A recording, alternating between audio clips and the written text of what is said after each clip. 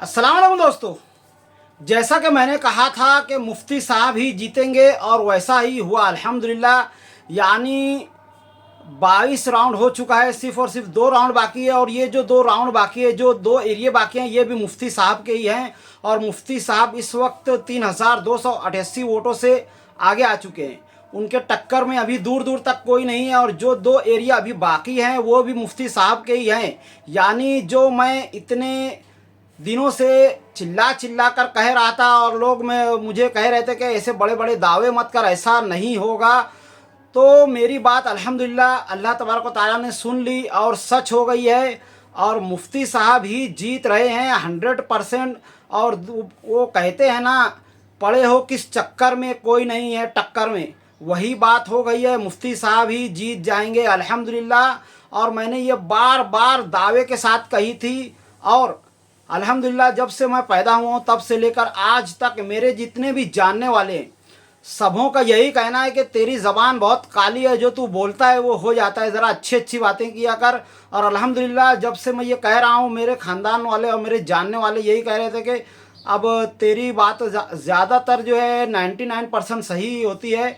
अब तू कह रहा है तो इंशाअल्लाह अल्लाह तबारक व तआला तेरी ज़बान ज़रूर कबूल करेंगे। और अल्हम्दुलिल्लाह वही हो रहा है। और जो मेरी काली ज़बान जो भी लोग कहते थे या जो कहते थे, ये जो भी पूरा हो रहा है अल्हम्दुलिल्लाह वही हो रहा है। मुफ्ती साहब ही जीत रहे हैं।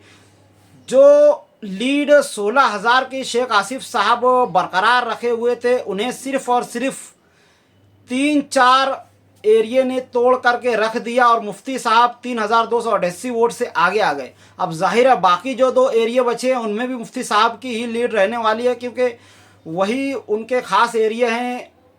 डॉक्टर खालिद परवेज़ साहब और वहाँ के जो जितने भी मानने वाले हैं, उन्होंने बाकायदा मुझसे मिल करके कहा है कि हम किसी के भी रिक्शे से जाएं, जा करके हम पतंग को ही वोट देंगे। और इस सच्चाई को उन्होंने साबित किया है। और मैंने भी यही कहा था कि किसी के भी वर्कर चाहे कितनी भी कोशिश कर लें, कितने भी छछन कर लें, पर आम आदमी की वोट जो है मुफ्ती साहब को ही जा रही है। और 3288 की बढ़त मामूली बात नहीं है। और बाकी सिर्फ और सिर्फ 2 एरिया बचे हुए हैं जो खुद के मुफ्ती साहब के ख़ास एरिया हैं, जिनके ताल्लुक़ से मुफ्ती साहब ने कहा था अगर मैं यहाँ पर मेहनत नहीं भी करूँगा तो यहाँ के लोग सालों से मेरे काम को देखते आए हैं, वो आंख बंद करके मुझी को वोट देंगे। तो अल्हम्दुलिल्लाह अभी से मैं मुफ्ती साहब की जीत का ऐलान करता हूँ। और एडवांस में मैंने इससे पहले भी कहा था।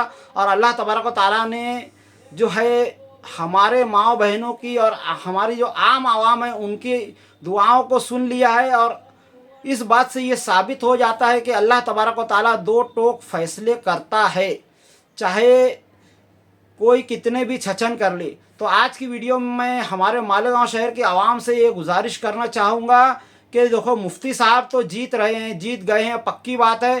पर उसका मतलब ये नहीं है कि आप बड़े बड़े पटाखे फोड़ो या ऐसे कोई तमाशे करो जिससे दूसरी पार्टी के लोगों का दिल दुखे।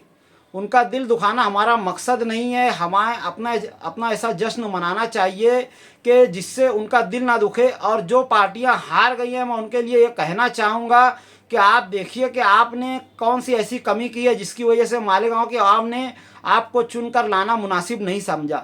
ऐसी कौन कौन सी आपने गलतियां की हैं कि इतनी बोगस वोट के बाद भी आप हार गए।